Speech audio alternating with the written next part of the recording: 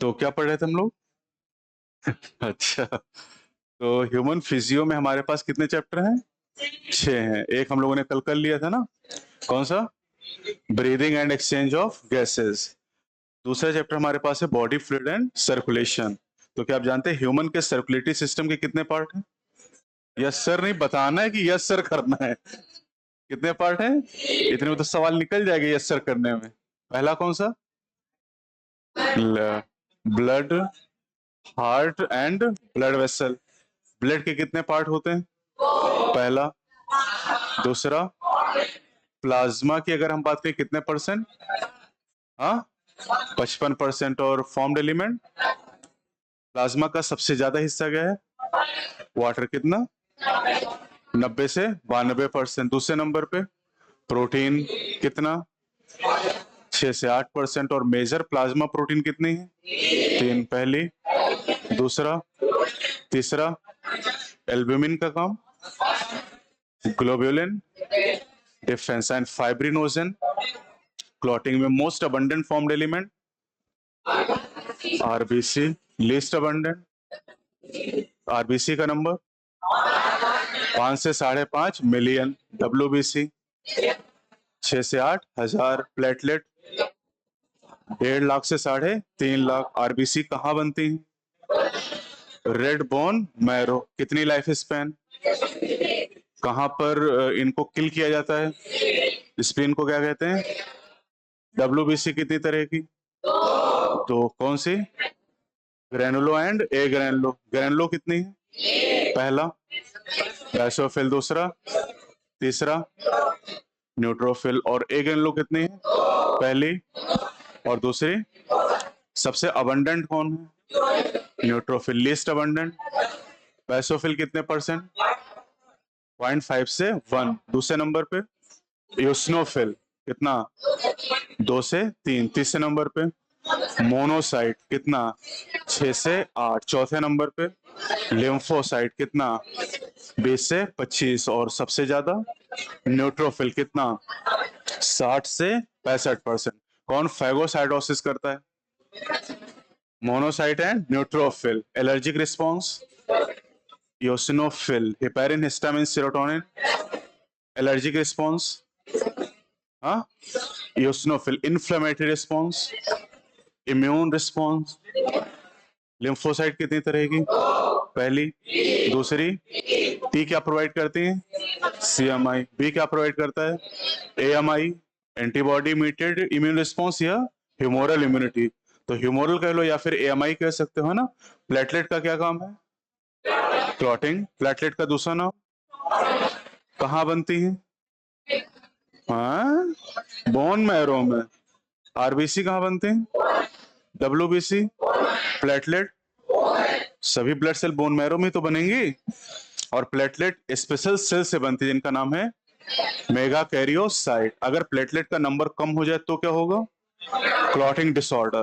Clotting disorder. जैसे किस बीमारी में? डेंगू में। ब्लड ग्रुप कितनी तरह के? ब्लड ग्रुप बहुत सारे।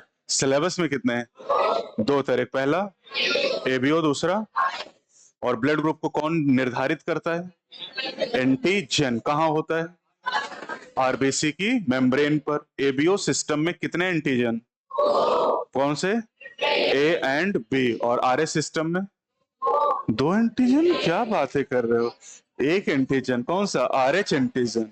आरएच एंटीजन है तो आरएस पॉजिटिव, नहीं है तो कितने परसेंट आरएच निगेटिव? हाँ, 20% आरएच पॉजिटिव। अगर ए एंटीजन है तो ए ब्लड ग्रुप। बी एंटीजन है तो कोई नहीं तो दोनों है तो हाँ, ए भी हो जाएगा। ए ब्लड ग्रुप में कौन सी एंटीबॉडी? एंटी। बी में? ए बी में कोई भी नहीं। ओ में एंटी ए भी और एंटी बी भी है। Universal donor, universal recipient A B. जब ब्लड ट्रांसफ्यूजन करते हैं तो डोनर में क्या चेक करते हैं? एंटीजन और रेसिपिएंट में एंटीबॉडी। और नियम बस इतना ही है कि ए के सामने कौन ना है, एंटी ए ना है, और बी के सामने एंटी बी ना है। RH इनकॉम्पेटिबिलिटी के केस में जो मदर हो कैसी है, RH नेगेटिव, और फीटस कैसा है? क्या पहली प्रेगनेंसी में कोई ब्लड की मिक्सिंग हो रही है? नहीं हो रही। लेकिन जब डिलीवरी होगी उस टाइम थोड़ा ब्लड मिक्स हो जाता है, और ब्लड मिक्स हो जाएगा तो माँ के ब्लड में क्या बन जाएगा?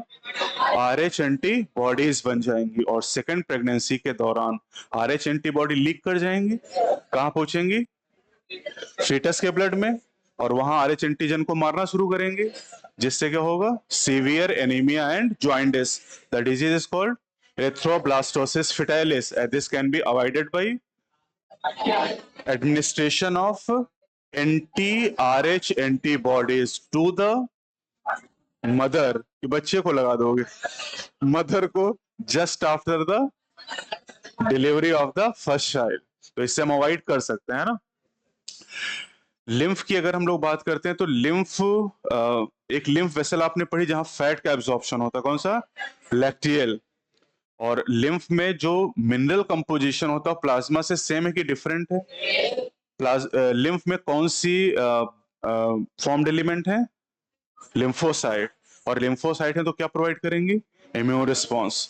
बाकी यहाँ आरबीसी नहीं है, और इसीलिए कैसा होगा? ये कलरलेस हो जाएगा। अब यहाँ पर जो सर्कुलेटरी पैटर्न कितनी तरह के? दो। पहला ओपन, दूसरा क्लोज। क्लोज कहां पर मिलेगा? Annelida and Chordata. और ओपन कहां पर? आर्थ्रोपोडा, मोलस्का एंड हेमीकॉर्डेटा में आपको मिलेगा। कौन ज्यादा एडवांटेजियस है? क्लोज वाला, क्योंकि वहां पर ब्लड के फ्लो को ज्यादा अच्छे से हम रेगुलेट कर सकते हैं, मोर प्रिसाइसली रेगुलेटेड। सर्कुलेटरी पैटर्न कितनी तरह के? नहीं नहीं, सर्कुलेटरी पाथवे। अरे पैटर्न तो अभी दो बताए हो, पाथवे कितने हैं? तीन। पहला सिंगल सर्कुलेशन, दूसरा इनकम्प्लीट डबल सर्कुलेशन, और तीसरा डबल सर्कुलेशन। तो सिंगल सर्कुलेशन कहां मिलेगा? फिशेज में। Incomplete double amphibian, reptile except crocodile. And double circulation crocodile, bird, mammal. Fishes में कितने चैम्बर का हार्ट है? दो चैम्बर, एक एट्रियम, एक ventricle. Amphibia, reptile except crocodile में तीन, दो एट्रिया और एक वेंट्रिकल। और क्रोकोडाइल, बर्ड, मैमल में चार चैम्बर। इसमें भी कोई दो बताए ले रहा है, दो एट्रिया और दो वेंट्रिकल। तो अब सिंगल सर्कुलेशन में जो हार्ट है, एक एट्रियम और एक वेंट्रिकल है, तो एट्रियम में ब्लड कहां से आ रहा है? कहां से? बॉडी टिश्यू से। और बॉडी टिश्यू से कैसा ब्लड आ रहा है? Deoxygenated blood. एट्रिया से वेंट्रिकल, और कहां चला जाएगा? एट्रिया से ब्लड कहां जाता है? हाँ, थोड़ा दिमाग लगाओगे कि याद ही कर लोगे हर चीज। और वेंट्रिकल से गिल्स में। और गिल्स पेयर में होते हैं क्या? साइक्लोस्टोम में 6 से 15 पेयर। अभी टेस्ट में आया था 6 से 15 लिख के दिया था। और साइक्लोस्टोम में, अच्छा साइक्लोस्टोम ही पूछ रहे थे, नहीं कॉन्डिकथिस में 5 से 7 पेयर, और ऑस्टिकथिस में 4 पेयर। तो पेड़ गिल में चला गया, और गिल में ऑक्सीजनेशन होगा, तो गिल से निकलेगा कैसा ब्लड? ऑक्सीजनेटेड। और कहां हो जाएगा? Body tissue. तो बॉडी टिश्यू तक ब्लड जाने के लिए हार्ट से केवल एक बार पास होता है, that is called single circulation, that is found in fishes. Incomplete double circulation में right atrium receive blood from the body tissue, and left atrium lungs, gills या स्किन से। और फिर राइट और लेफ्ट एट्रियम का ब्लड कहां पहुंचा? Ventricle में। और वेंट्रिकल तो एक ही है, इसलिए ब्लड मिक्स हो गया। और फिर मिक्स ब्लड भेज दिया गया किसको? बॉडी टिश्यू को, और लंग्स को, स्किन को, या फिर गिल्स को। यानी यहां पर जो हार्ट ब्लड पंप कर रहा हो कैसा है? Mix blood. सिंगल में डीऑक्सीजनेटेड, और डबल सर्कुलेशन में दोनों तरह का, ऑक्सीजनेटेड भी और डीऑक्सीजनेटेड। राइट वाला डीऑक्सीजनेटेड और लेफ्ट वाला ऑक्सीजनेटेड ब्लड। तो अब आते हैं क्रोकोडाइल, बर्ड और मैमल। कितने चैम्बर हो गए? 4 चैम्बर। दो अपर कॉल एट्रिया, दो लोअर कॉल वेंट्रिकल। तो शुरुआत कहां से करें? Right ventricle. राइट वेंट्रिकल से पल्मोनरी आर्टरी, पल्मोनरी आर्टरी से लंग्स, लंग्स से हाँ पल्मोनरी वेन से left atrium, that circulation is called pulmonary circulation. दूसरा कहां शुरू करोगे? फिर राइट वेंट्रिकल से। अब लेफ्ट वेंट्रिकल शुरू करो, वही लेफ्ट वेंट्रिकल से अरोटा, अरोटा से बॉडी टिश्यू से वेना केवा, वेना केवा से right atrium, that circulation is called systemic circulation. यहाँ दो अलग अलग सर्कुलेशन है, hence it is called double circulation. अब हमारा जो हार्ट है उसमें कितने चैम्बर हैं? दो एट्रिया को अलग करने वाला इंटर एट्रियल सेप्टम, दो वेंट्रिकल को अलग करने वाला inter ventricular septum, atria ventricle को अलग करने वाला एट्रियो वेंट्रिकुलर सेप्टम। तो तीन तरह की दीवारें हो गई। अब एट्रियो वेंट्रिकुलर सेप्टम में वॉल्व है, लेफ्ट एट्रियम और लेफ्ट वेंट्रिकल के बीच बाइकस्पिड या मिट्रल या ट्राइकस्पिड, अभी तुमको हम, और राइट एट्रियम और राइट वेंट्रिकल के बीच ट्राइकस्पिड वॉल्व हो जाएगा, और वेंट्रिकल और आर्टरी अरोटा के बीच सेमिलुनर वॉल हो जाएगा। वॉल क्या करते हैं? Prevent backward flow. वॉल की वजह से ब्लड का फ्लो केवल एक ही डायरेक्शन में होगा, from atria to ventricle and from ventricle to the pulmonary artery और अरोटा। ये बात क्लियर हो गई। नोडल टिश्यू कौन सा टिश्यू है? Muscular tissue. कितने कंपोनेंट हैं? 5। पहला, दूसरा, तीसरा, चौथा, राइट एंड लेफ्ट बंडल, है ना? और उसके बाद Purkinje fiber. Right and left bundle along with the Purkinje fiber is called bundle of His. ऐसे नोड की लोकेशन क्या है? Right upper corner of right atrium AV node, left lower corner of the right atrium. और इन पांचों में कौन action potential generate कर सकता है? पांचों, लेकिन सबसे ज्यादा कौन? इसलिए उसे कहते हैं पेसमेकर। कितने एक्शन पोटेंशियल? 70 से 75 पर मिनट, एवरेज 72 बार जनरेट करता है। और जितनी बार वो एक्शन पोटेंशियल जनरेट करेगा उतनी बार हार्ट बीट करेगा, उतनी बार हार्ट बीट करेगा, उतनी बार क्यूआरएस कॉम्प्लेक्स बनेगा, उतनी बार कार्डियक साइकिल चलेंगी। तो कार्डियक साइकिल की ड्यूरेशन कितनी? 0.8 सेकेंड, 60/72। और कार्डियक साइकिल में कितनी स्टेज?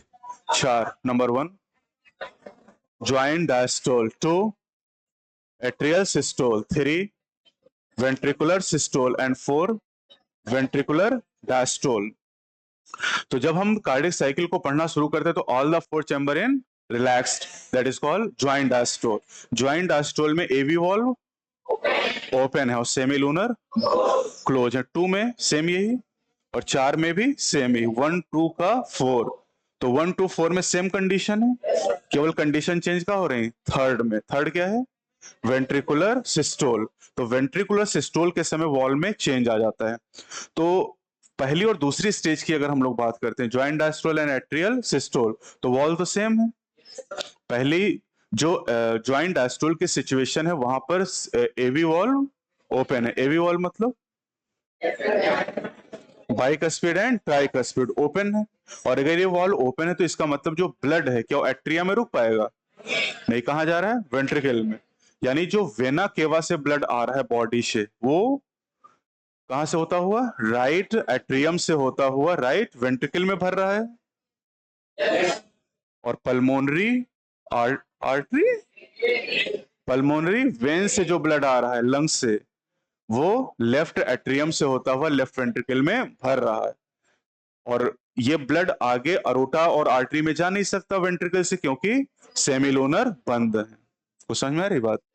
अब एसए नोड एक एक्शन पोटेंशियल जनरेट करेगा और दोनों एट्रिया एक साथ कॉन्ट्रैक्ट करेंगे, और जब कॉन्ट्रैक्ट करेंगे तो वॉल में चेंज नहीं होगा, क्योंकि 1 2 का 4 में सेम कंडीशन है। तो क्या चेंज होगा? ब्लड का फ्लो बढ़ जाएगा। कितना? 30%। 30% ब्लड का फ्लो तेज हो जाएगा, वॉल में कोई चेंज नहीं हो रहा है। तीसरी स्टेज जब आती है, कौन सा? Ventricular systole. तो वेंट्रिकल जब दोनों कॉन्ट्रैक्शन करते हैं, सिस्टोल मतलब कॉन्ट्रैक्शन, तो वॉल्यूम कम होता है तो प्रेशर बढ़ जाता है, और प्रेशर बढ़ रहा है और सेमिलूनर बंद है और बाइकस्पिड ट्राइकस्पिड खुले हैं, तो ब्लड वापस जाने की कोशिश करता है। और वापस जा नहीं सकता, क्योंकि अब कौन बंद होगा, एवी वॉल्व बंद हो जाएंगे। और जैसे ही बंद होंगे कौन सा sound, first heart sound generate होगा। और ये बंद हो गए तो अब वॉल्यूम और कम हो रहा है, प्रेशर और बढ़ रहा है, उस प्रेशर की वजह से कौन खुल जाएगा, सेमी लूनर वॉल्व खुल गए और एवी वॉल्व बंद हो गए। अब जब सेमी लूनर खुल गए तो अब जो ब्लड है वेंट्रिकल में वो कहां जाएगा, राइट वेंट्रिकल से पल्मोनरी आर्टरी में और लेफ्ट वेंट्रिकल से अरोटा में चला गया। अब इसके बाद होगा वेंट्रिकुलर डायस्टोल, और वेंट्रिकुलर डायस्टोल होगा तो वेंट्रिकल रिलैक्स करेंगे, रिलैक्स करेंगे तो वॉल्यूम बढ़ेगा, तो प्रेशर कम होगा। और प्रेशर की वजह से ब्लड जा रहा था अरोटा और आर्टरी में, जैसे ही प्रेशर कम होगा ब्लड वापस आने की कोशिश करेगा। लेकिन आप जानते हैं कि वॉल्व बैक फ्लो को रोकते हैं, तो अब कौन बंद होगा, सेमी लूनर। और सेमी लूनर जैसे ही बंद होगा कौन सा साउंड, सेकंड डब जनरेट होगा यहाँ पर। और अब जो उधर वेना केवा और पल्मोनरी वेन से जो ब्लड आ रहा है, उस ब्लड के प्रेशर की वजह से एवी वॉल्व खुल जाएंगे, प्रेशर एक्सर्टेड बाय ब्लड, तो उससे खुल गए और हम चौथी स्टेज में आ गए।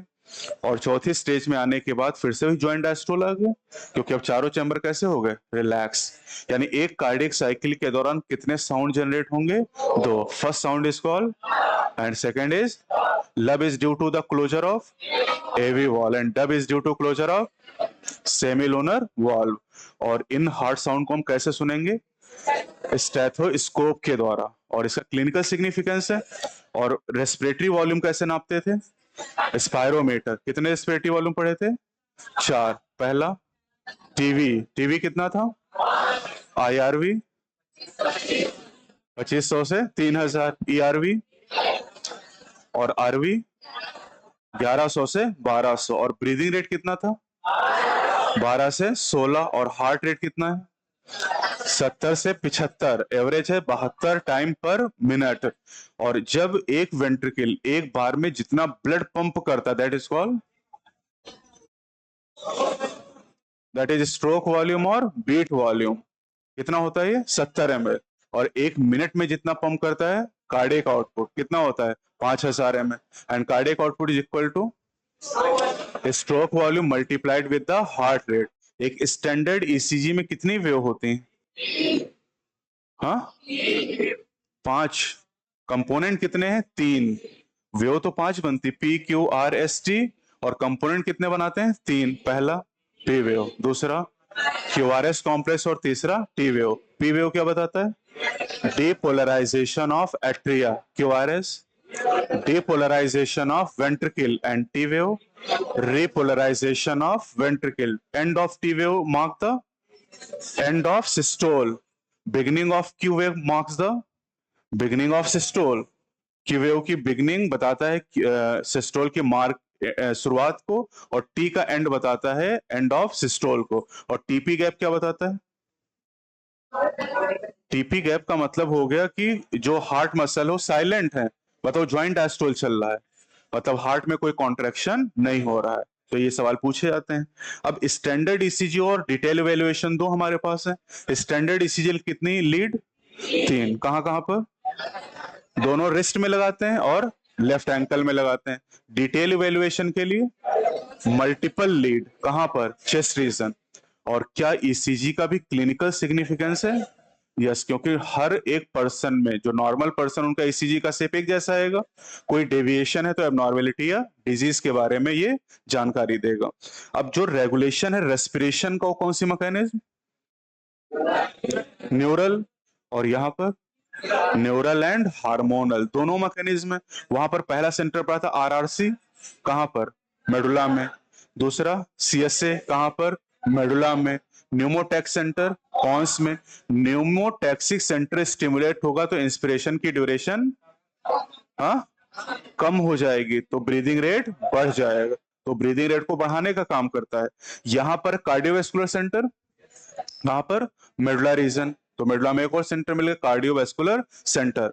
और जो कार्डियोवैस्कुलर सेंटर है ये हमारे हार्ट फंक्शन को मॉडरेट करता है through the ANS, autonomic neural system. Autonomic neural system के कितने कंपोनेंट, 2। पहला, दूसरा, और दोनों synergistic antagonistic.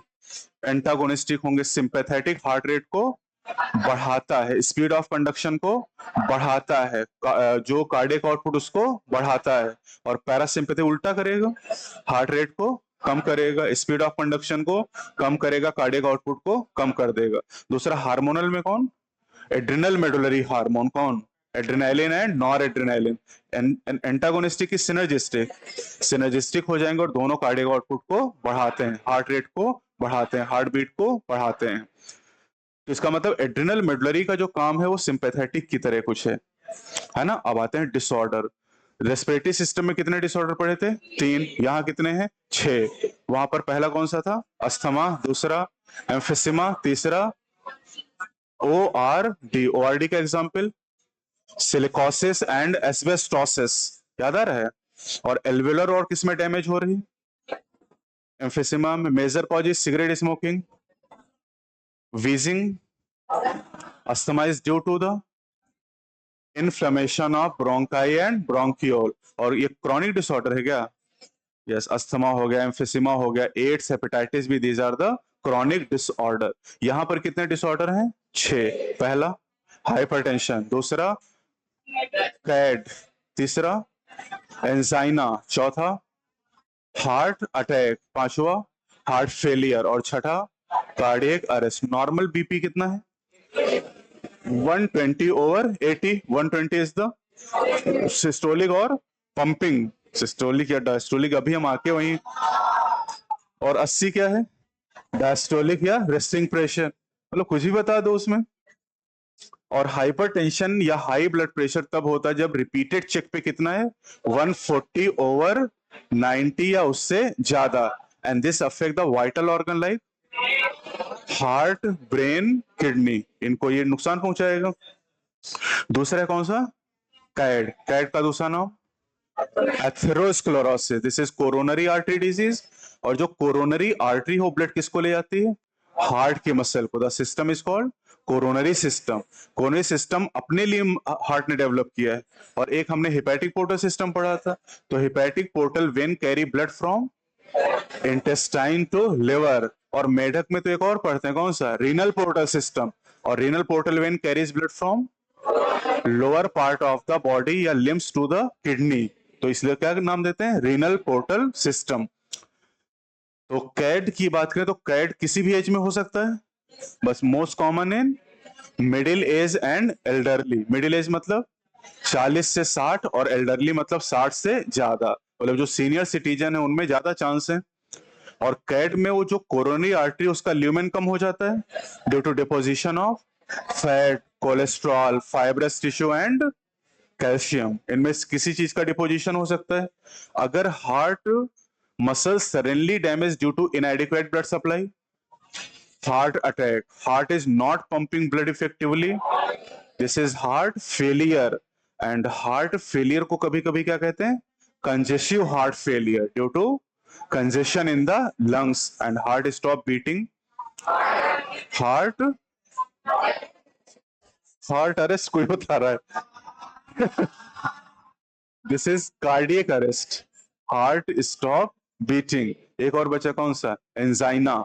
Angina is the acute chest pain when no enough oxygen reaching the heart muscle।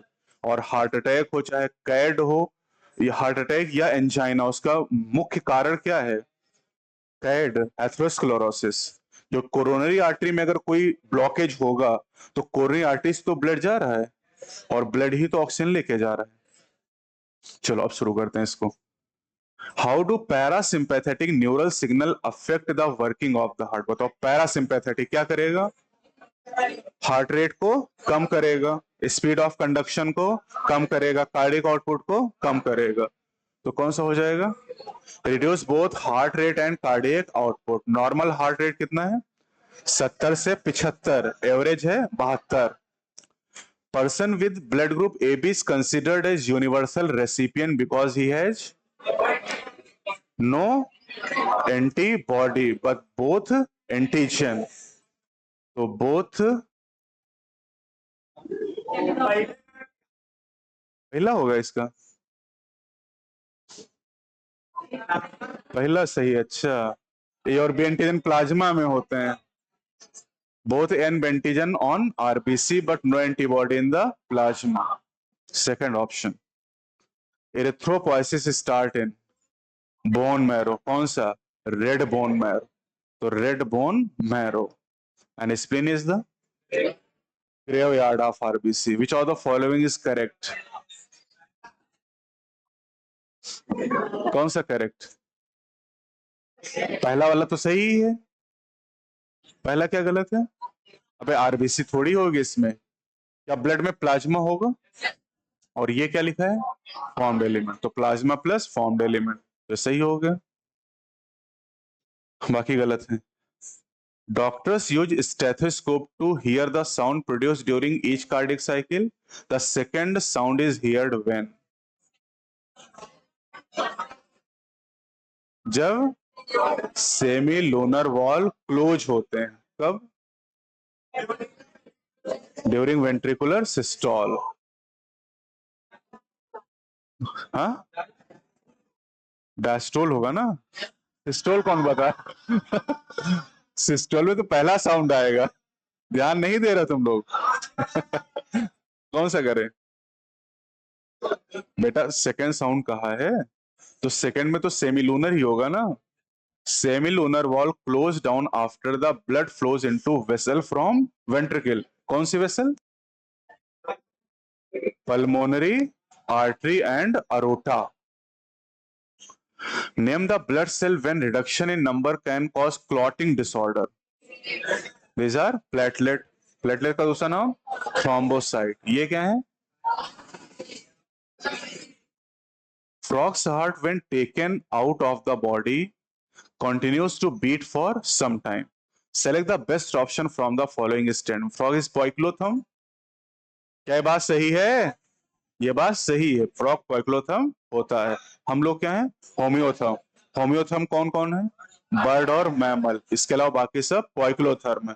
पोइक्लोथर्म वो है जो बॉडी के टेम्परेचर को रेगुलेट नहीं कर पाते, उनका टेम्परेचर इन्वायरमेंट के हिसाब से बदलता रहता है, लेकिन हमारा टेम्परेचर इन्वायरमेंट के हिसाब से चेंज नहीं होता, हम कांस्टेंट रखते हैं उसको। कितना? 37 डिग्री। लेकिन फ्रॉग का टेम्परेचर इन्वायरमेंट के हिसाब से बदल जाएगा। Frog does not have any coronary circulation. गलत बात है। Heart is myogenic. यस। क्यों मायोजेनिक क्यों है? क्योंकि एसए नोड इज मसल, और मसल की स्टडी क्या कहते हैं? मायोलॉजी। तो मायोजेनिक। अगर हार्ट बीट की शुरुआत एसए नोड या मस्कुलेचर करता है तो उसे कहते हैं मायोजेनिक। बहुत सारे ऐसे जानवर हैं धरती पर जिनमें हार्ट बीट की शुरुआत न्यूरल सिस्टम करता है, that is called neurogenic heart. लेकिन वर्टिब्रेट की अगर हम बात करते हैं तो वहां पर हार्ट है मायोजेनिक। और क्या फ्रॉग वर्टिब्रेट है? Heart is auto excitable. Yes, इसको किसी बाहरी स्टिमुलस की जरूरत नहीं है। इसका जो एसए नोड है वो ऑटो एक्साइटेबल है, वो किसी बाहरी स्टिमुलस पर निर्भर नहीं करता है। तो ये बात सही है। तो कितनी बातें सही हो गई? 3। लेकिन सवाल ये पूछा है कि अगर फ्रॉग का हार्ट हम निकाल लें उसकी बॉडी से तो कुछ देर तक बीट करता रहेगा। क्यों? क्योंकि इसका पोइक्लोथर्म से कोई लेना देना है नहीं। वो इसलिए क्योंकि हार्ट कैसा है? मायोजेनिक है और ऑटो एक्साइटेबल। अगर न्यूरोजेनिक हार्ट हो और उसको हम बॉडी से निकाल दें तो क्या बीट करेगा? नहीं, क्योंकि वो न्यूरल सिस्टम से कनेक्ट होना चाहिए, क्योंकि न्यूरल सिस्टम सिग्नल भेजेगा तभी वो बीट करेगा। लेकिन हार्ट को किसी बाहरी सिग्नल की जरूरत नहीं है। तो यानी सी एंड डी। बढ़िया सवाल है, और ऑप्शन भी इतने अच्छे दे रखे हैं।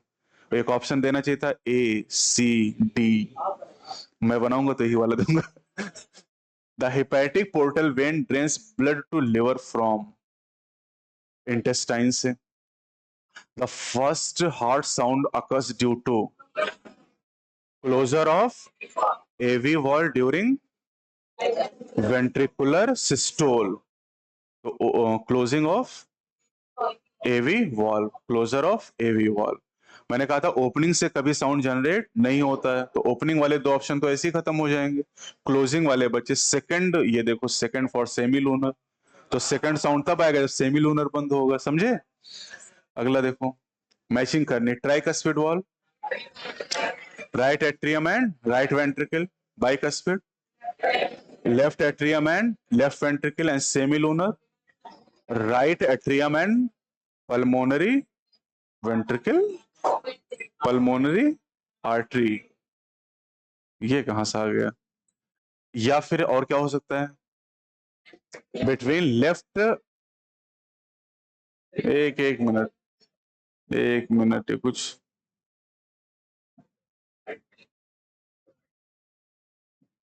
ये वेंट्रिकल यहां आना चाहिए ना,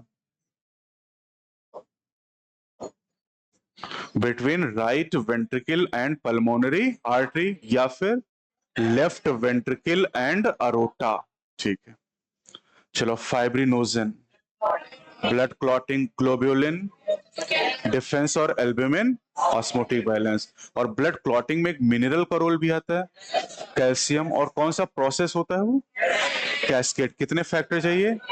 13 फैक्टर। और 13 फैक्टर जब काम करते तो बनता है थ्रोम्बोकाइनेज। एंजाइम है कि enzyme complex, and thrombokinase act on prothrombin, convert thrombin act on convert into, and fibrin plus dead formed element, और मिलता है, बनता है क्लॉट। और फिर 2 पॉइंट और बताए थे कि platelet factor and damaged formed element factor. तो डैमेज फॉर्म्ड एलिमेंट क्या करते हैं? इनिशिएट करते हैं, और प्लेटलेट फैक्टर एक्टिवेट करते हैं क्लॉटिंग को। ये भी 2 सवाल हैं। चलो, P wave, depolarization of atria, depolarization of atria, इसका point. QRS complex, depolarization of ventricles, P wave, repolarization of ventricle. अब इधर ये जो 5 ऑप्शन दिए, इसमें क्या नहीं हो सकता है? कौन सी घटना होती ही नहीं है? हाँ, रिपोलराइजेशन ऑफ एट्रिया। ऐसी तो कोई घटना होती नहीं। क्यों? क्योंकि जब डिपोलराइजेशन वेंट्रिकल का होता है उसी समय ये हो जाता है, तो अलग से इसकी कोई वेव नहीं आती। तो अब हमारे पास एक ऑप्शन और है, reduction in the size of T wave.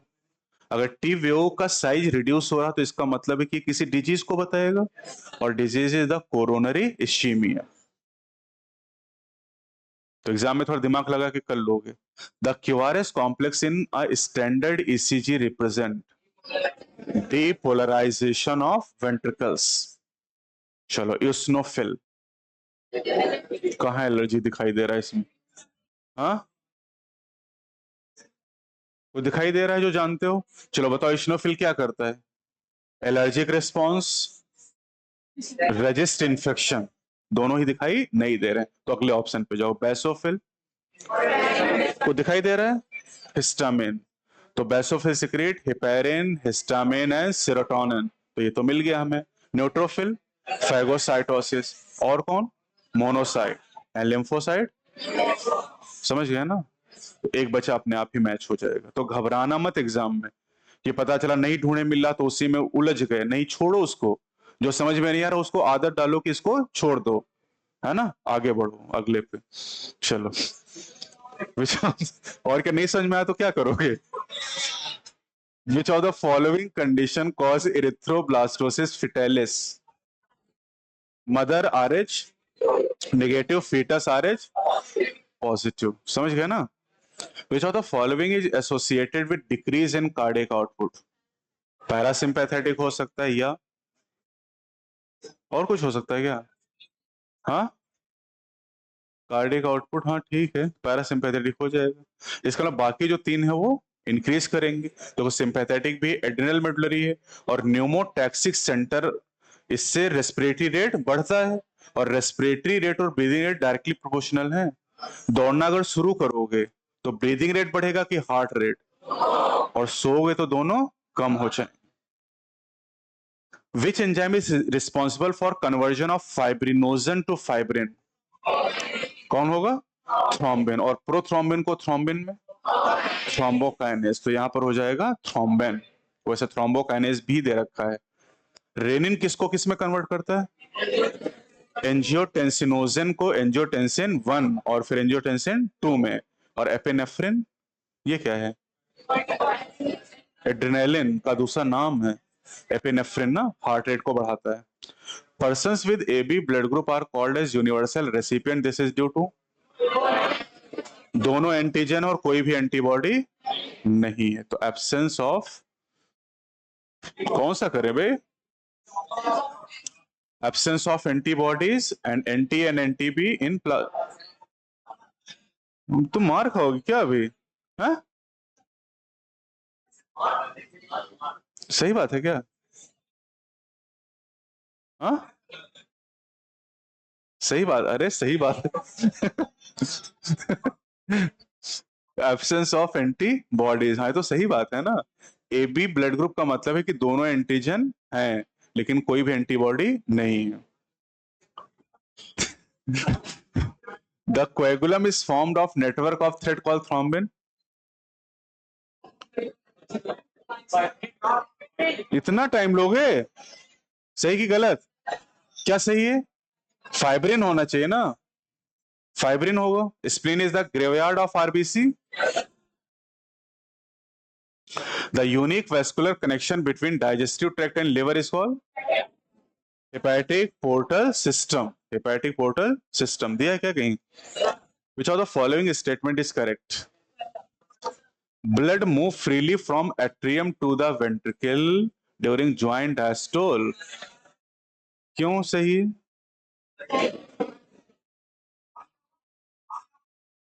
Joint diastole के समय एवी वॉल खुले हैं तो blood move freely from atrium to ventricle.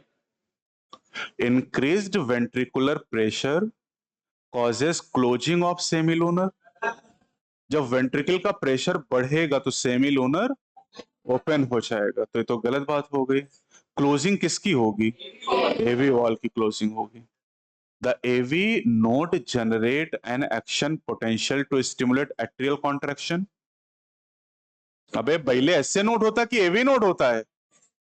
और पहले अगर ये सही तो ये गलत ही होगा ना। हाँ क्या हम लोग ढूंढ रहे हैं? पेपर देते यही भूल जाओ कि चल क्या रहा है, तीसरे ऑप्शन पहुंचो भूल गए कि क्या हम कर क्या रहे थे, मैं कौन, मेरे जीवन का उद्देश्य क्या ही अबे तो इतनी देर से एसए नोट पेसमेकर इसी तो काम कर रहे हैं हम लोग।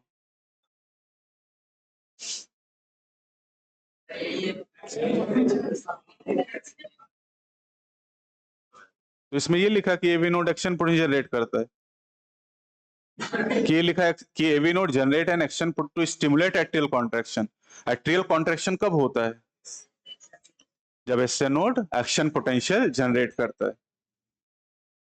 The tricuspid and bicuspid valve open due to the pressure exerted by simultaneous contraction of the atrium. गलत तो होगा इतने समझदार तो हुई तुम लोग, अब क्यों गलत होगा? हाँ चलो बताओ क्यों क्लोज होगा? एट्रिया कॉन्ट्रैक्ट करेंगे, simultaneous contraction of atria. Atria contract करें तो बाइकस्पिड ट्राइकस्पिड बंद हो जाएंगे। चलो तुम बताओ, नहीं बताओगे? चलो उधर क्या होगा? चलो पीछे सेकंड रो में।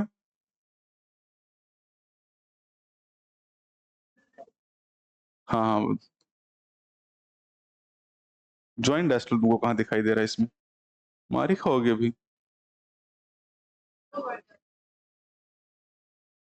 हम पूछ रहे हैं इसमें गलती कहाँ पे है?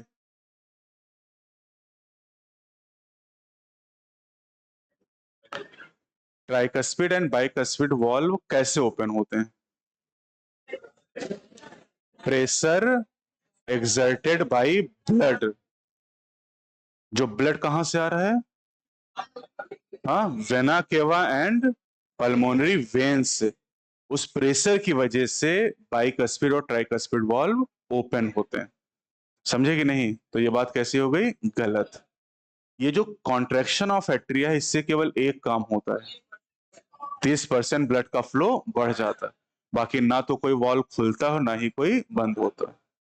क्योंकि मैंने आपको बताया कि तीसरी कंडीशन में चेंज होता है, 1 2 का 4 में सेम कंडीशन है, तीसरे में उल्टा करना है केवल। Arrange the following formed element in the decreasing order of their abundance. तो डिक्रीजिंग मतलब सबसे ज्यादा शुरू करोगे। तो अब ये 5 ऑप्शन है, इसमें सबसे ज्यादा कौन है? हाँ, सबसे ज्यादा है इरेथ्रोसाइट, तो आरबीसी से शुरू करोगे। दीदी न्यूट्रोफिल से शुरू करेंगे। इसके बाद प्लेटलेट आ जाएंगे। और अब जो 3 ऑप्शन बचे, 3 किसके हैं? डब्ल्यूबीसी, और डब्ल्यूबीसी लीस्ट अबंडेंट। तो अब मुझे बताओ कि अब कौन आएगा? हाँ, न्यूट्रोफिल कितना? 60 से 65, फिर कितना? और फिर कितना? 2 से 3, और फिर बेसोफ कितना? 0.5 से 1। अब तो कर ही लोगे। P wave, depolarization of atria, Q wave, देख के ही बताओगे क्या? डिपोलराइजेशन ऑफ वेंट्रिकल, हाँ सब। बिगिनिंग ऑफ सिस्टोल, अभी कहा नहीं था कि end of T wave mark the end of systole. तो क्यू वेव की बिगिनिंग बताता है beginning of systole, QRS complex. Depolarization of ventricle and T wave, repolarization of ventricle. चलो पढ़ो, पहले ऊपर वाली लाइन पढ़ो, क्या ढूंढना है? सीधे बेसोफिल।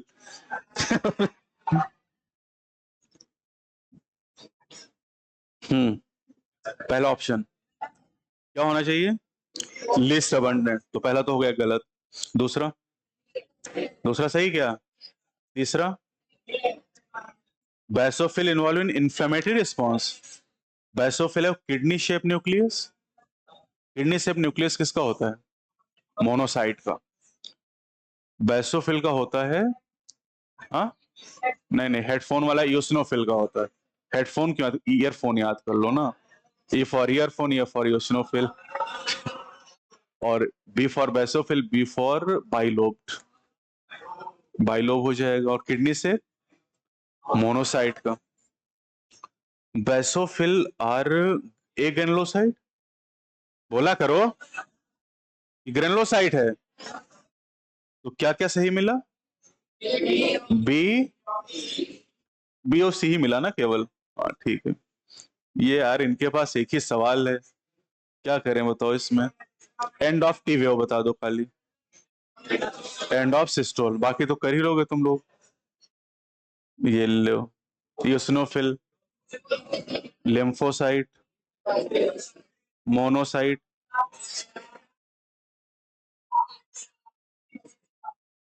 और न्यूट्रोफिल। ये तो वही रास्ता पूछा है। कहाँ शुरू करें? एसओ नोट, फिर एवी नोट के बाद एवी बंडल, बंडल ब्रांचेस वही है, राइट एंड लेफ्ट बंडल, और लास्ट में Purkinje fibre. B plus D is equal to bundle of His. अरे यार इनके, चलो एक बता दो खाली, TP gap, heart muscles are electrically silent, और P wave, depolarization of atria, QRS, and T wave, a person with blood group A negative can receive the blood transfusion from which of the following type?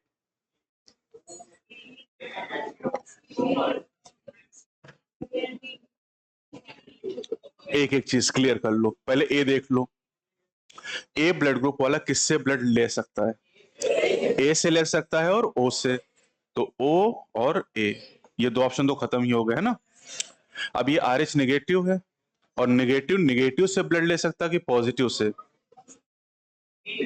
Negative दोनों से ले लेगा blood, कि negative negative से ले सकता है। अगर पॉजिटिव देगा तो पॉजिटिव से अगर ब्लड ले लिया इसने तो पॉजिटिव मतलब एंटीबॉडी आ गई, और ये निगेटिव है तो उसके खिलाफ एंटी बॉडीज बना लेगा। तो निगेटिव को केवल निगेटिव ही ब्लड दे सकता है। ये और ये हो जाएंगे, ये गलत होगा। तो समझ पाए कैसे करना है? तो ऑप्शन क्या हो जाएगा? सी एंड डी। लेकिन कहो ऐसा ऑप्शन नहीं दिया, सी डी ई एक देना चाहिए था इसको, है ना। Lub sound of heart is caused by the closure of AV valve. Closure of AV valve कहीं दिया है क्या? हाँ, एवी मतलब tricuspid and bicuspid. A mother has A positive blood group and father has B positive and the child is A positive. What can be the possible genotype of all the three respective? वैसे genetics का सवाल है ये। तो ABO system को कितने gene control करते हैं? एक जीन। कितने अलील, कितने जीनोटाइप और कितने फिनोटाइप? तो यहाँ मम्मी पापा का दे रखा है ए और बी और बच्चे का ए। तो क्या ये ए ब्लड ग्रुप है? ए भी है ना ये, तो फिर ये ऑप्शन तो हो नहीं सकता है।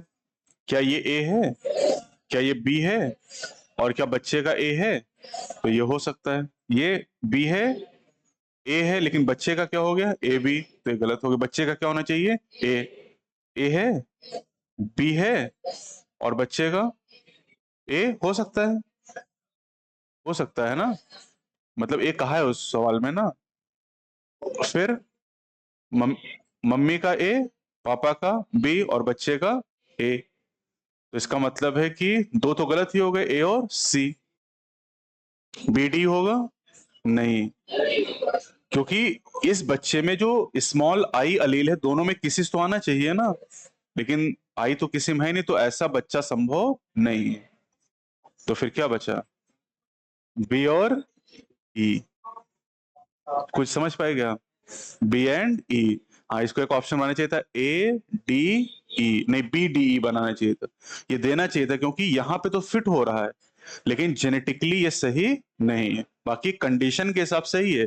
माँ का ए है, पापा का बी है और बच्चे का ए। लेकिन ए हो सकता था, लेकिन ये होमोजाइगस होता। नहीं, होमोजाइगस भी नहीं हो सकता ना ना। इसमें केवल एक ही ब्लड ग्रुप संभव है, ए बी। इस पेरेंट का केवल एक ही बच्चा संभव, एक ही ब्लड ग्रुप वाला, ए बी। जान पा रहे हो कुछ तुम लोग? In standard ECG diagram the P wave represent depolarisation of atria. सवाल है नहीं इनके पास, एक ही सवाल होता वही चार। ये देखो फिर वही सवाल, बताओ ट्राइकस्पिड। ट्राइकस्पिड, लेफ्ट एट्रियम और लेफ्ट वेंट्रिकल। अबे तो बोलोगे? SA node, right upper corner of right atrium, AV node. Left lower corner of right atrium, mitral valve. Left atrium और left ventricle and semi lunar. हाँ, हो जाएगा ना, right and left ventricle into pulmonary artery and aorta respectively. Cardiac activities of the heart are regulated by, थोड़ा controversial सवाल था इस बार का ही 25 में। तो cardiac activities regulated nodal tissue, special neural centre in the medulla. कौन सा centre? CVC, cardiovascular centre. Adrenal medullary hormone, yes. Adrenal cortical hormone, नहीं। लेकिन एनसीईआरटी में जब आप पढ़ोगे एड्रेनल कॉर्टिकल हार्मोन, कॉर्टिसोल, तो वहां लिखा है हार्ट फंक्शन। लेकिन और ऑप्शन भी दे रखे हैं, एबीसी ओनली एंड एबीसीडी माना यही गया था, क्योंकि इस चैप्टर में जब रेगुलेशन कहा गया तो यही तीन बातें बताई गई। अब असर्शन रीजन पे आ जाते हैं। हाँ, अब जैसे इस अगर इसको पढ़ोगे तो यहां तक दिमाग जाएगा ही नहीं। ये तो मैंने बता दिया इसलिए होता दिमाग चला गया हो। और 99.99% बायोलॉजी के सवाल सिंगल चैप्टर के ही होते हैं। एक सवाल में दो चैप्टर के ऑप्शन कभी वो मिक्स ही नहीं करता है, समझे कि नहीं। तो एक ही चैप्टर के ऑप्शन वो बना के देगा, ठीक। और एक दो सवाल ऐसे आएंगे जिसमें दिक्कत होगी, ठीक। तो उसके चक्कर मत परेशान होना। चलो हाँ, छोड़ देना एक दो। All living cells have to be provided with nutrient, oxygen and other essential substance. The waste or harmful substances produced have to be removed continuously for healthy functioning of tissues. Explain कर रहा है? नहीं। एक कह रहा है कि provide करते और एक कह रहा है एलिमिनेट करते हैं, दोनों का कोई लिंक नहीं। Leucocyte are also known as white blood cell, सही बात है। They are colourless due to lack of haemoglobin. और क्या एक्सप्लेन कर रहा है? जैसे एक्सप्लेन कर देगा इसको। RH antigen of the fetus do not get exposed to the RH negative blood of mother in the first pregnancy. फिर से देख लो आराम से।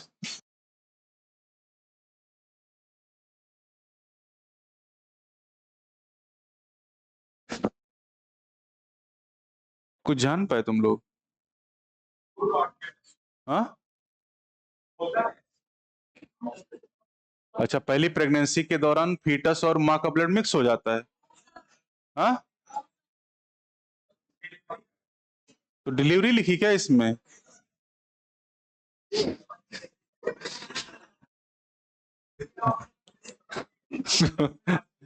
The two bloods are well separated by placenta. और क्या एक्सप्लेन कर रहा है? ब्लड मिक्स नहीं हो रहा है क्या? क्योंकि प्लेसेंटा से सेपरेटेड है। यस, एक्सप्लेन कर रहा है। Closed circulatory pattern of circulatory system is considered to be more advantageous. The flow of fluid can be more precisely regulated. Explain कर रहा है क्या? Yes. By counting the number of QRS complexes that occur in a given time period, one can determine the heartbeat rate of an individual. बिल्कुल। The ECG obtained from different individuals have roughly the same save for the given lead configuration. Explain कर रहा है? नहीं। ये QR complex से number से हम rate निकालने की बात कर रहे हैं और यहाँ सेप ऑफ बताया, तो दोनों का कोई लिंक नहीं है। Bird and mammals have double circulation. Two separate circulatory pathway are present in these animal. क्या एक्सप्लेन कर रहा है? दो अलग अलग पाथवे कौन से हैं? एक है पल्मोनरी और दूसरा सिस्टमिक। पल्मोनरी कहां से कहां तक? राइट वेंट्रिकल से लेफ्ट एट्रियम, और सिस्टमिक लेफ्ट वेंट्रिकल से राइट एट्रियम तक। The body has the ability to change the stroke volume as well as the heart rate and thereby the cardiac output. Yes, तीनों को बदलने की क्षमता है। Reason: the cardiac output of an athlete will be much higher than that of ordinary man. क्या explain कर रहा है? नहीं, यहाँ कोई एक्सप्लेनेशन नहीं इस बात का। अगला क्या कह रहा है? Patient that are produced, नहीं, protein that are produced in response to antibodies are called antigen. उल्टा लिखा है ना? Protein that are produced in response to antigen are called antibodies. Antibodies are present on the surface of RBC. Surface पे कौन है? Antigen. Antibody plasma में, and plasma is a humour, और इसलिए एंटीबॉडी से मिलने वाली इम्यूनिटी ह्यूमोरल इम्यूनिटी कहलाती है। Heart failure is sometime called congestive heart failure. Congestion of the lung is one of the main symptom of the heart failure. Explain कर रहा है? यस, कंजेशन ही कारण है, इसलिए congestive. SAN is also called pacemaker. The SAN present in right upper corner of atrium. सही बात है ना? Can generate maximum number of action potential. दोनों सही है, एक्सप्लेन कर रहा है।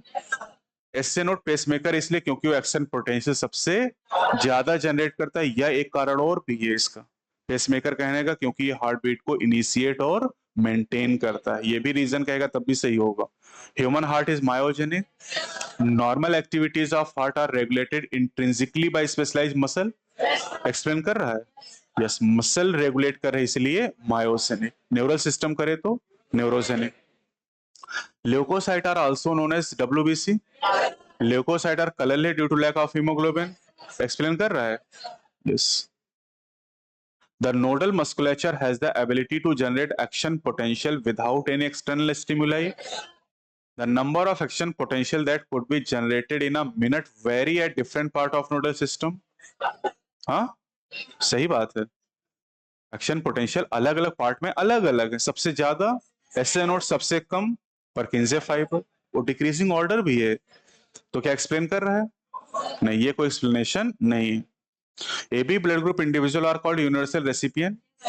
Person with AB blood group can accept blood from person with AB as well as other group of blood. और क्या इसलिए यूनिवर्सल रेसिपिएंट है? हाँ बिल्कुल, ये भी एक्सप्लेनेशन है। अबे क्योंकि हर ब्लड ग्रुप से ब्लड रिसीव कर सकते हैं, ये भी एक्सप्लेनेशन। या फिर एंटीबॉडीज नहीं है। ब्लड शो कोएगुलेशन और clotting in response to injury और trauma. This is mechanism to prevent excessive loss of blood from the body. Explain कर रहा है। हाँ, ब्लड क्लॉटिंग करता है,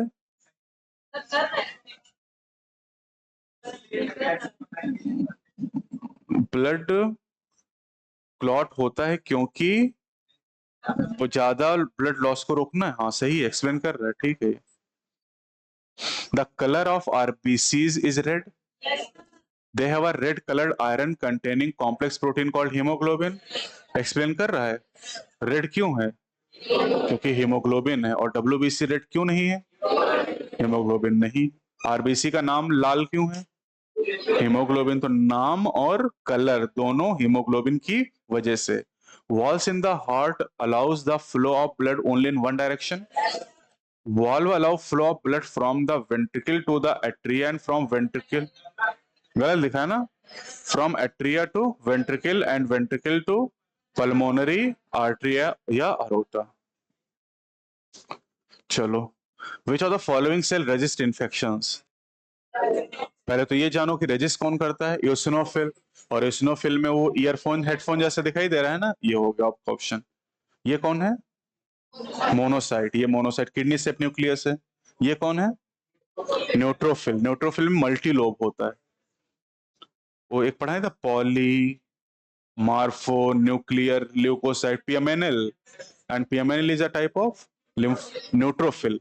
और एक पढ़ा था natural killer cell, type of lymphocyte. कौन सा लेटर डीपोलराइजेशन ऑफ एट्रिया को बताता है? ए क्या है, P wave. Which of the following figure represent a when? कौन सा वेन है? हाँ, पहला वाला है ना। दूसरा क्या है, कैपिलरी। और तीसरा कौन है, आर्टरी। आर्टरी वेन कैसे पहचानोगे, ल्यूमेन से। ल्यूमेन वेन का हाँ वाइड है, क्योंकि ट्यूनिका मीडिया थिन है। और आर्टरी में ट्यूनिका मीडिया थिक है, इसलिए ल्यूमेन नैरो हो जाएगा। चलो बताओ, ए पल्मोनरी आर्टरी, और सी क्या है, पल्मोनरी वेन, और बी क्या है, डॉर्सल अरोटा, और डी क्या है, वेना केवा। मैच कर लोगे ना, ठीक है। क्या रिवाइज करा दें, और क्या बोला था? हाँ, क्या रिवाइज करने के लिए बोला था? हाँ,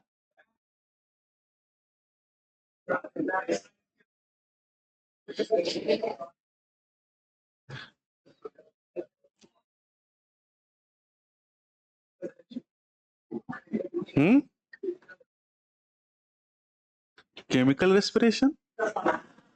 ये क्या बता रहे हो तुम?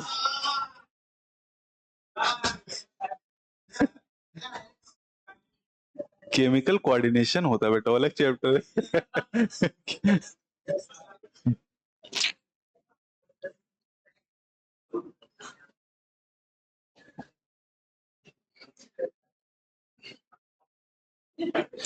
ब्रीदिंग वाला कराते पहले क्या? तो mechanism of breathing depend on how many factor? दो। पहला कौन सा, हैबिटेट, और दूसरा levels of organisation. Level of organisation कितने हैं, चार। पहला, दूसरा, तीसरा, चौथा। सेलुलर कहां पर है, पॉरीफेरा में। Tissue, Coelenterata and Ctenophora. Organ level, प्लेटी हेलमिंथ। और organ system level, S helminth से लेके कॉर्डेटा। तो जनरल बॉडी सरफेस का यूज कहां से कहां तक, पॉरीफेरा से एस्केलमेंथ। एनलिडा में मॉइस्ट क्यूटिकल आर्थ्रोपोडा में तीन अलग अलग क्लास में बताया है, इंसेक्ट में ट्रैकियल ट्यूब्स, क्रस्टेशिया में गिल्स और एरेक्निडा में बुक लंग्स पाए जाते हैं। फिर आते हैं मोलस्का में। मोलस्का में गिल्स कैसे फेदर लाइक कहां पर पाए जाते हैं? Mantle cavity, and mantle cavity is the space between the mental and hump. याद आ रहा है? मोलस्का की बॉडी के कितने पार्ट होते हैं? 3। पहला हेड, दूसरा हम्प विसरल हम्प, एंड तीसरा मस्कुलर फुट। याद आया कुछ? और हेमिकॉर्डेटा में 3 कौन कौन से? Proboscis, collar and trunk. और इंसेक्टा में 3 कौन से? हेड, थोरैक्स और एब्डोमेन। इकाइडर्मेटा में वाटर वेस्कुलर सिस्टम, हेमिकॉर्डेटा में गिल्स। और फिर आते हैं कहां पर? वर्टिब्रेट। और वर्टिब्रेट में फिशेज में गिल्स, एम्फीबिया में gills, lungs, buccal cavity, skin, ये सब यूज हो रहा है। लार्वल स्टेज में वो गिल का यूज करते हैं, और बाकी एडल्ट में 3 स्टेज आ जाती हैं। और फिर कौन बचा? रेप्टाइल, बर्ड और मैमल में लंग्स। तो ये तो हो गया स्ट्रक्चर। अब ह्यूमन की अगर हम लोग बात करें तो ह्यूमन के रेस्पिरेटरी सिस्टम की कितने पार्ट हैं? 2। पहला कंडक्टिंग, दूसरा एक्सचेंज। रेस्पिरेटरी सिस्टम कहां शुरू होता है? External nostril, then nasal, nasal passage, then nasal chamber, then pharynx, larynx, trachea, primary bronchi, secondary, tertiary, initial bronchiole, terminal, duct and alveoli. Cartilaginous ring कहां से कहां तक? ट्रेकिया से इनिशियल ब्रोंक्यूल, ट्रेकिया से इनिशियल ब्रोंक्यूल। लंग्स कहां से कहां तक? हाँ, प्राइमरी ब्रोंकाई से एल्वेलाई तक कंडक्टिंग पार्ट, एक्सटर्नल नॉस्ट्रिल से टर्मिनल ब्रोंक्यूल तक, और exchange part duct of alveoli and alveoli. Trachea किस लेवल पे डिवाइड करता है? T5 फिफ्थ थोरैसिक वर्टिब्रा, और किडनी की लोकेशन T12 से L3 लास्ट थोरैसिक से थर्ड लंबर, और स्कैपुला की position 2nd to 7th rib, दूसरी से 7वीं रिब के बीच में। याद है स्कैपुला? S बताया था। S for scapula, S for the second, S for the 7th, तो उसके बीच में लोकेशन हो जाएगी। रेस्पिरेशन में कितने स्टेप होते हैं? पहला ब्रीदिंग, दूसरा एक्सचेंज, तीसरा, चौथा और पांचवा। ब्रीदिंग में कितनी स्टेज है? पहला, दूसरा, breathing is due to, breathing का कारण contraction, breathing is due to gradient, and gradient is due to muscle. और मसल कितने? 2, एक डायफ्राम, दूसरी इंटरकोस्टल। इंटरकोस्टल कितनी? 2, एक एक्सटर्नल, दूसरी इंटरनल। इंटरकोस्टल किसके बीच में? रिब्स के बीच में पाई जाती हैं। अब inspiration is initiated due to contraction of diaphragm, और डायफ्राम के कॉन्ट्रैक्ट होने से वॉल्यूम किधर बढ़ेगा? Antero posterior axis. और दूसरा कौन सा? एक्सटर्नल इंटरकोस्टल मसल के कॉन्ट्रैक्शन से वॉल्यूम डॉर्सो वेंट्रल एक्सिस में बढ़ेगा। और ये वॉल्यूम किसका बढ़ रहा है? थोरैसिक चैम्बर का। और थोरैसिक चैम्बर का वॉल्यूम जितना बढ़ेगा उतना ही क्या चेंज होगा?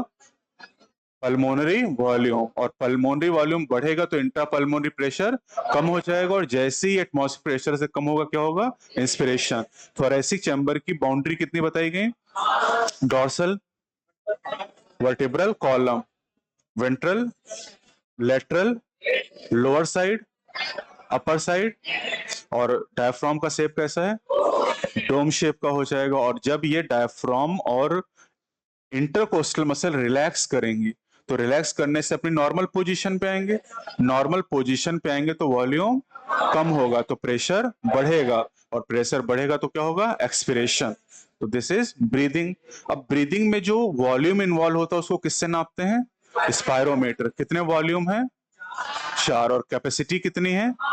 IC is equal to TV plus IRV, EC is equal to TV plus ERV, FRC is equal to, हाँ, ERV plus RV, VC is equal to TV plus IRV plus ERV, और TLC is the TV plus IRV plus ERV plus RV, चारों को जोड़ दोगे आप। Normal breathing rate कितना है? 12 से 16 पर मिनट, 12 से 16 टाइम पर मिनट हो जाएगा। एक्सचेंज दो जगह हो रहा है, और एक्सचेंज की अगर हम बात करें तो किस प्रोसेस से हो रहा है? Diffusion, simple diffusion. और डिफ्यूजन करें कितने फैक्टर पर निर्भर है? 3। जीएसटी बताया था, G for gradient, S for solubility, T for thickness of membrane. कौन सी membrane? Diffusion membrane. Diffusion membrane में कितनी लेयर है? 3। एक है स्क्वैमस एपिथेलियम ऑफ एल्वेलाई, दूसरा endothelium of blood vessel, and in between basement substance. और अगर हम लोग बात करते हैं ग्रेडियंट के बारे में, तो ग्रेडियंट में पार्शियल प्रेशर याद करना था हमें। पार्शियल प्रेशर ऑक्सीजन की अगर हम लोग बात करें तो एटमॉस्फेयर में 162, और उसके बाद सीक्वेंस याद था कितना? 104, 40, 95, 40। और CO2 के लिए 40, 45, 40, 45। यानी ऑक्सीजन की ग्रेडियंट की डायरेक्शन किधर से किधर है? एल्वेलाई से ब्लड और ब्लड से टिश्यू, और CO2 के लिए टिश्यू से ब्लड और ब्लड से एल्वेलाई की तरफ है। और सॉल्युबिलिटी किसकी ज्यादा है? CO2 की कितने गुना? 20 से 25 गुना ज्यादा हो जाएगी। तो तीनों फैक्टर फेवरेबल है for the transport of oxygen from the alveoli to the tissue, and CO2 from the tissue to the alveoli. फिर आते हैं ट्रांसपोर्ट। ट्रांसपोर्ट का मीडियम कौन है? ब्लड।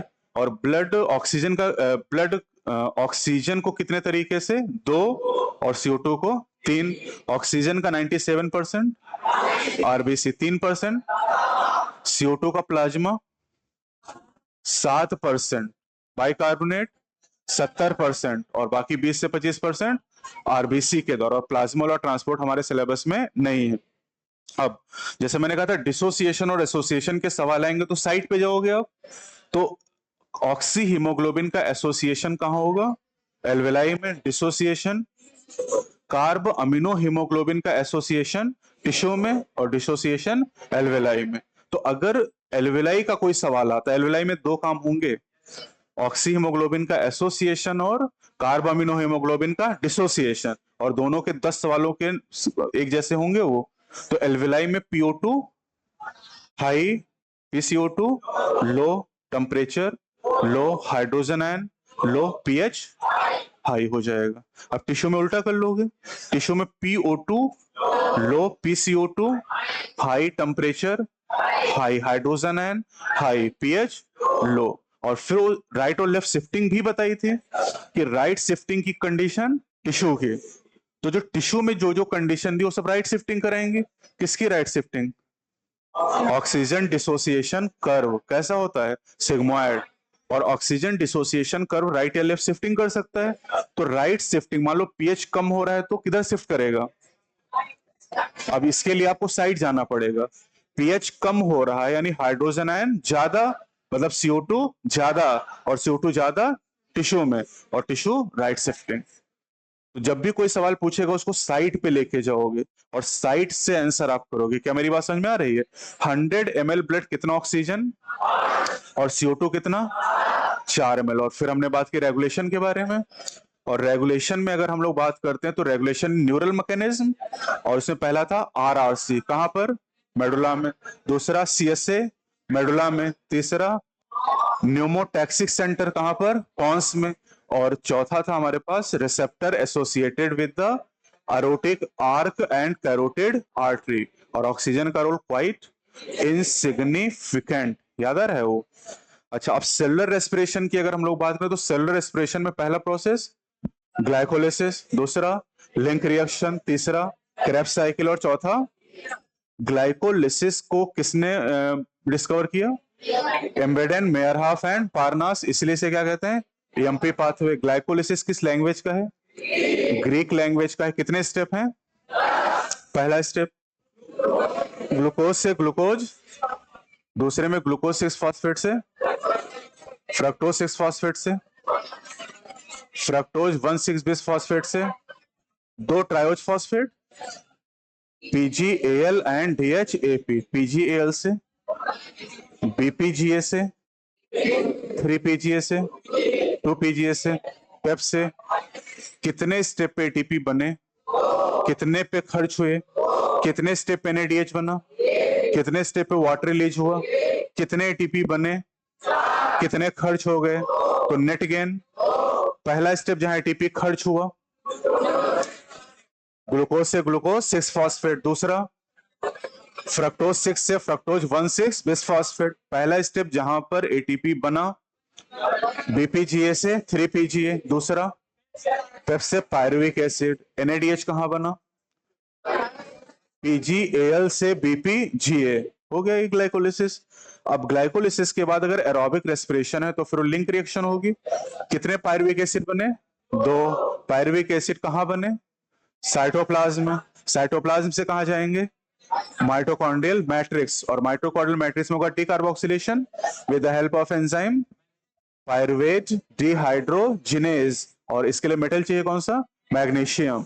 और इस स्टेप के दौरान कौन बनेगा, एस्टाइल कोएंजाइम ए। कितने एनएडीएच, अगर पायरुविक एसिड 2 लेके चलें तो 2 एनएडीएच, और CO2 कितने, 2। और एक ग्लूकोज अगर तो कितने CO2 निकालने हैं, 6। 2 यहां निकल गए तो क्रेब्स साइकिल में 4, एक क्रेब्स साइकिल में 2, यानी क्रेब्स साइकिल चलेगी 2 बार। तो क्रेब्स साइकिल का पहला मेंबर ऑक्सैलो एसिटिक एसिड, कितने कार्बन, 4, किससे रिएक्शन करेगा, एस्टाइल कोएंजाइम ए, कितने कार्बन, 2, और बन गए कितने, 6।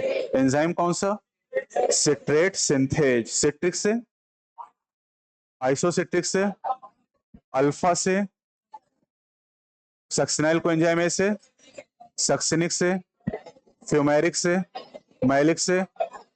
एक क्रेब्स साइकिल में कितने CO2 निकले, NADH 3, FADH2 1, और ATP, ATP किस स्टेप पे,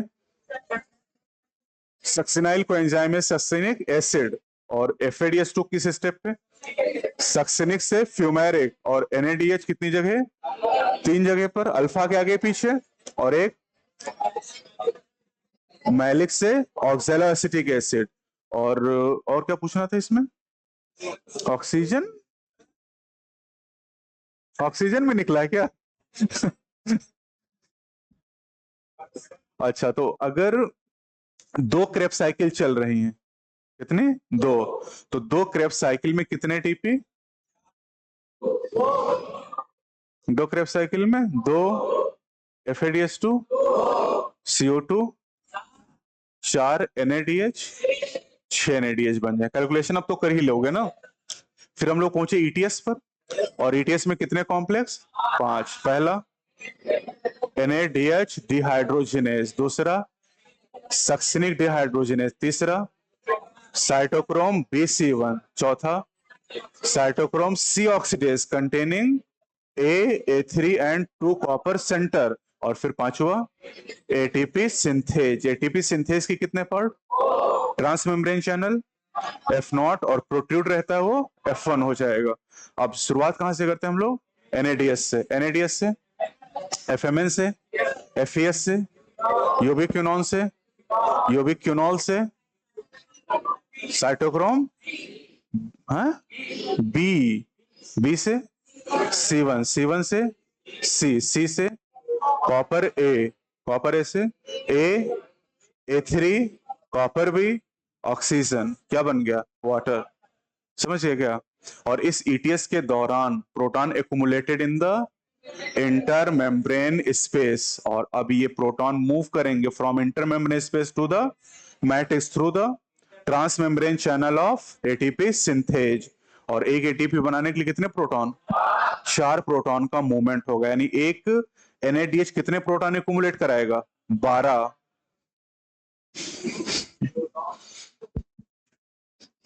एक NADH से कितने ATP बन रहे हैं, 3, और एक ATP बनाने के लिए प्रोटॉन, तो 3 ATP बनाने के लिए एक FADH2 से कितने प्रोटॉन एक्युमुलेट होंगे, 8, क्योंकि ATP बन रही है। कुछ जान पा रहे हो तुम लोग ऐसे तो नहीं हम गाना गा रहे हैं खाली, तो लोग सुन सुन के अब आगे क्या है, अच्छा अब RQ है और एम्फीबोलिक पाथवे। तो एम्फीबोलिक में अगर फैट को यूज करना है तो फैट को पहले हम कन्वर्ट करेंगे fatty acid and glycerol, fatty acid, acetyl coenzyme A और glycerol, triose phosphate, PGL DHAP के लेवल पे प्रोटीन को कन्वर्ट करेंगे अमीनो एसिड, अमीनो एसिड का डीएमिनेशन के बाद कहां पर pyruvic acid, acetyl coenzyme A या क्रेब्स साइकिल कहीं भी एंटर कर सकती है। पॉमिटिक एसिड में कितनी कार्बन, अरेकिडोनिक एसिड में, ट्राइपॉमिटिन में 51, ट्राइपॉमिटिन में 51 हो जाएंगी। ट्राइपॉमिटिन का फॉर्मूला C51H98O6 और कितने CO2 निकलते हैं 102 और ऑक्सीजन कितने कंज्यूम होते हैं 145। तो RQ कितना आता है 0.7 क्योंकि RQ is equal to volume of CO2 evolve over volume of oxygen consume. तो कार्बोहाइड्रेट के लिए 1 क्योंकि CO2 और ऑक्सीजन की मात्रा सेम है, प्रोटीन के लिए 0.9, फैट के लिए 0.7, ऑर्गेनिक एसिड के लिए मोर देन 1 और एनारोबिक रेस्पिरेशन के लिए इनफाइनाइट आ जाएगा। बस इतना ही रखें, नहीं टाइम है अभी 15 मिनट है, प्लांट ग्रोथ करा देते हैं ना। अच्छा, तो प्लांट ग्रोथ में प्लांट डेवलपमेंट के दौरान पहला स्टेप क्या है सीड जर्मिनेशन। और क्या प्लांट की ग्रोथ को मेजर कर सकते हैं, ग्रोथ क्या है irreversible permanent increase is called growth. और ग्रोथ को नंबर में कहा नापते हैं, वाटरमेलन में नंबर में नापते हो, मेज में, मेज की एक रैम 1 घंटे में 17,500 और वाटरमेलन 3.5 लाख गुना। और पैरेलल लाइन टेक्निक, हाँ पॉलन ट्यूब में जोन ऑफ एलोंगेशन, ग्रोथ की कितनी फेज होती हैं 3, पहला मेरिस्टेमेटिक, दूसरा एलोंगेशन, तीसरा abundant plasmodesmatal connection, increased vacuolation, new cell wall deposition. समझ गए ना तुम लोग। अच्छा, एरिथमेटिक ग्रोथ में इक्वेशन क्या आती है LT is equal to L0 plus RT और ग्राफ कैसा बनता है लीनियर। और ज्योमेट्रिक ग्रोथ में सिग्मोइड और equation is the W1 is equal to W0 e to power RT is the base of natural log, क्या वैल्यू है 2.71828। और यहां पर जो सिग्मोइड करो उसमें पहली फेज कौन सी लैग, दूसरी लॉग या एक्सपोनेंशियल और तीसरी वाली हाँ स्टेशनरी फेज होगी, मतलब वहां पर फर्दर ग्रोथ इंक्रीज नहीं होगी। अच्छा, 2 लीफ वहां पर दी गई थी याद है, और उनमें हम 2 चीज चेक करते थे एब्सोल्यूट एंड रिलेटिव। तो दोनों की एब्सोल्यूट ग्रोथ रेट सेम है, लेकिन रिलेटिव ग्रोथ किसकी ज्यादा है छोटी वाली पत्ती, क्योंकि रिलेटिव इनिशियल साइज पर निर्भर करता है, एब्सोल्यूट इनिशियल साइज पर निर्भर नहीं करता है। डेवलपमेंट में कितने प्रोसेस आते हैं 2, पहला ग्रोथ और दूसरा डिफरेंशिएशन। ग्रोथ और डिफरेंशिएशन को मिला के हम डेवलपमेंट कहते हैं। और डेवलपमेंट 2 फैक्टर पर निर्भर करता है, एक्सट्रिंसिक एंड इंट्रिंसिक। इंट्रिंसिक कितने हैं 2, एक इंट्रासेलुलर, दूसरा इंटरसेलुलर। इंट्रासेलुलर कौन जेनेटिक और इंटरसेलुलर पीजीआर, कितने 5, पहला, दूसरा, तीसरा, चौथा इथाइलिन, पांचवा। और पांचों की डिस्कवरी एक्सीडेंटल है। साइंटिस्ट के नाम बताने, auxin, Charles Darwin, Francis Darwin, gibberellin, A Kurosawa, cytokinin, Skoog and Miller, ethylene, HS Cousins. और एब्सिसिक एसिड में किसी का नाम नहीं दिया गया, साइंटिस्ट का नाम वहां पर नहीं दिया गया। तो डार्विन ने किस पे एक्सपेरिमेंट किया coleoptile of canary grass.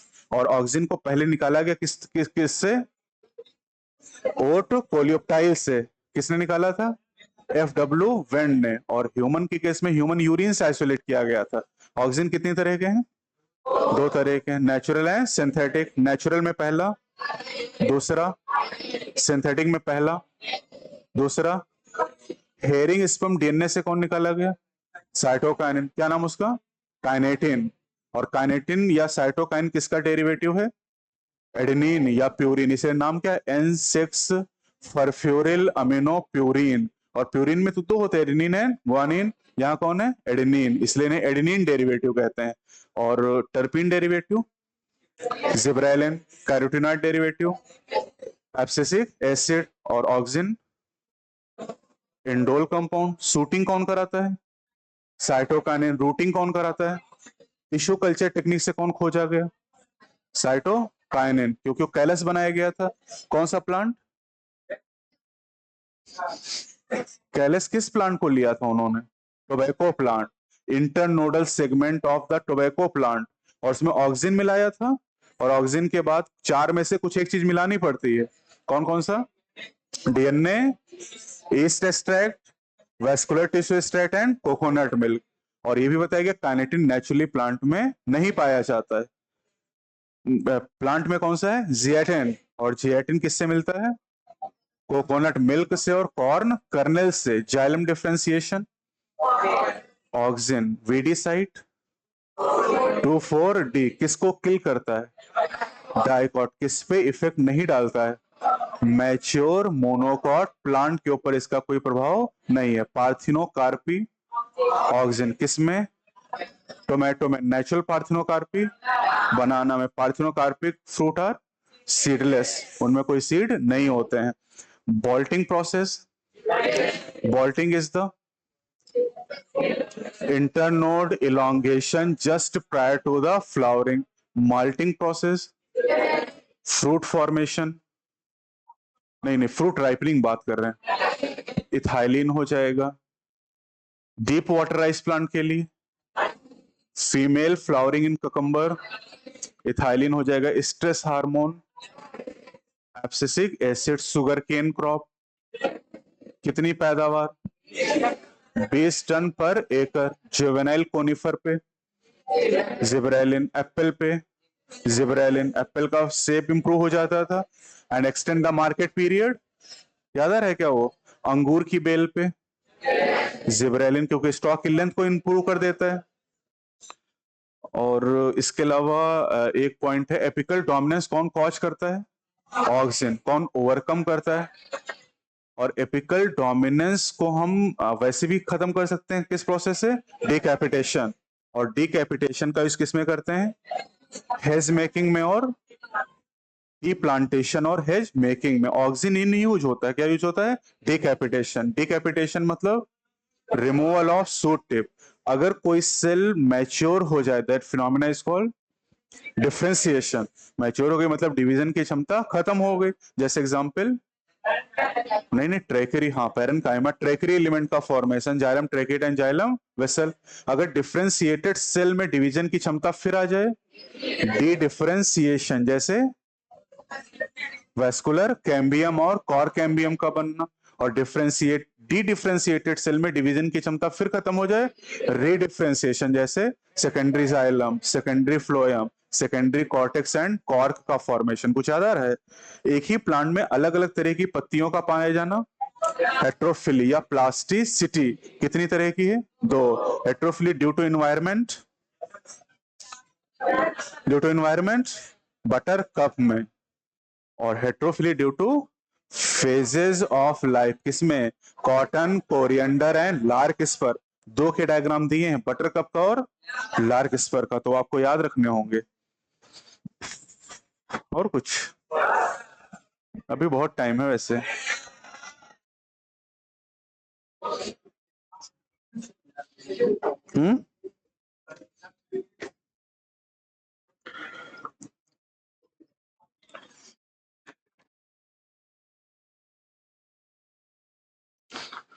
SRFP कल करा दिया था क्या?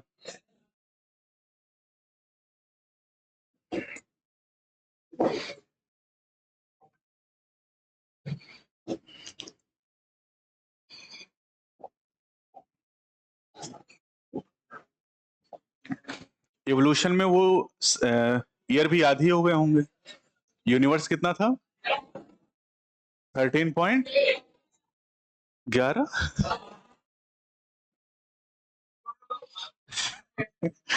13.8। बाया, है ना, और अर्थ,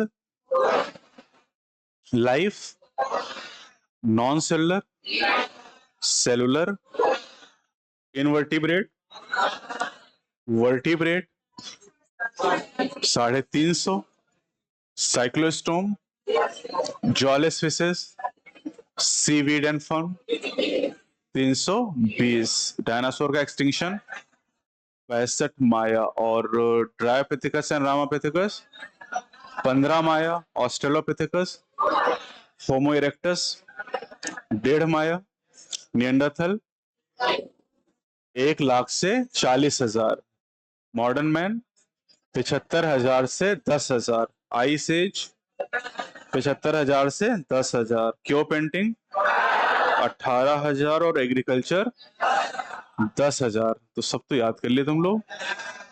हाँ, अच्छा। और ब्रेन साइज याद है क्या?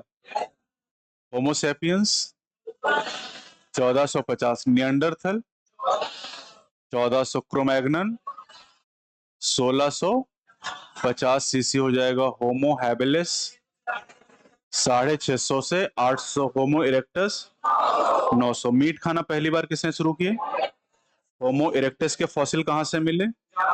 जावा से, in the year 1891। Burial custom, Neanderthal hide का यूज, नियंडरथल क्यो पेंटिंग, क्रोमैग्नन के द्वारा, और Dryopithecus was more ape like, Ramapithecus more, Ramapithecus के बाद ऑस्ट्रेलोपिथिकस, ऑस्ट्रेलो के बाद होमो हैबिलिस, होमो हैबिलिस के बाद इरेक्टस के बाद नियंडरथल के बाद क्रोमैग्नन के बाद मॉडर्न मैन। तो हायरार्की भी याद है तुम लोगों को। चलो ठीक, कल क्या रिवाइज करोगे तुम लोग? अच्छा, कल तो टेस्ट है ना, टेस्ट के बाद एक्सक्रीटरी तो करना ही चैप्टर हो, तो बायो रिवाइज करा दे इनको। कौन बता रहा है बायो?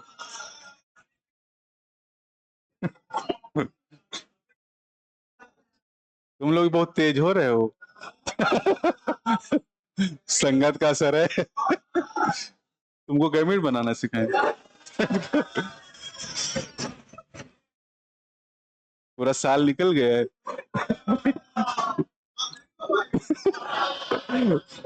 उल्टी आने दो फिर उसका। चलो अच्छा, आज के लिए इतना ही रखें हम लोग। चलो ठीक है, तो परसों ऐसा करेंगे, परसों एक चैप्टर हम लोग कवर ही करेंगे यहाँ पर। इसके बाद प्लांट फिजियो के 3 चैप्टर और ह्यूमन के 2 चैप्टर, ये भी। तो ये 5 चैप्टर रिवाइज। पीछा तो मुझे लग रहा है याद हो गया होगा ना। अब सेल में वही पूछेंगे तो तुम लोग बोर हो गए कि अरे यार वही रामाचंद्रन। सेल थ्योरी किसने दिया? वो तो सब याद ही हो गया होगा ना। और वो याद है कि नहीं, ट्रांसक्रिप्शन में कितने स्टेप होते हैं? पहला। इसमें तुम लोग बहुत आफत की हो। चलो परसों मिलते हैं बेटा, ओके।